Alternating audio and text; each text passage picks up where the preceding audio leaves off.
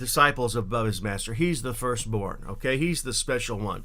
He is the one we are in the image of, okay? If it wasn't for him, this is not possible for us. He went on to say these things, though. But when a disciple is fully trained, he shall become as the master. This theme is present throughout the New Testament. Paul talking about the job of the apostle, prophet, pastor, teacher, and evangelist to equip the saints until they reach the measure of the stature of the fullness of Christ, each one growing up into Christ in every way. He talks about this in Colossians 1:28 and 29, where he says, I toil with all of the energy that is in me from God to present every man mature in Christ. And that's the Greek word telios. That's the word he uses over and over and over. He said, I'm like a woman in childbirth until Christ be formed in you. And then we see Jesus speaking of authority, talking about functioning in authority. He never taught how to heal necessarily, but healing is operating in authority. And so Jesus taught authority everywhere he went when he was speaking to disciples.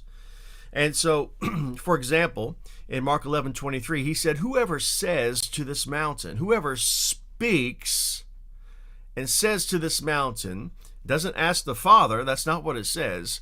Whoever speaks and says to this thing, and be removed and cast into the sea, and does not doubt in his heart. So what is the doubt that Jesus is referring to? He goes on to say this, does not doubt in his heart, but believes that whatever he says will come to pass, shall have whatever he says. What is the mark of Jesus Christ? That none of his words fell to the ground. See, that's even the mark of a true prophet in the old covenant, that none of their words will fall to the ground. If they start prophesying things that didn't happen, bang, they're just going to stone that guy.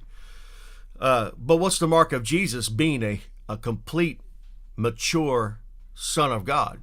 His words didn't fall to the ground. That's exactly who he wants you and I to be. So we see Jesus even saying, hey, if you believe what you say and you employ your words, believing that whatever you say will come to pass, you shall have whatsoever you say. What is that? That is authority.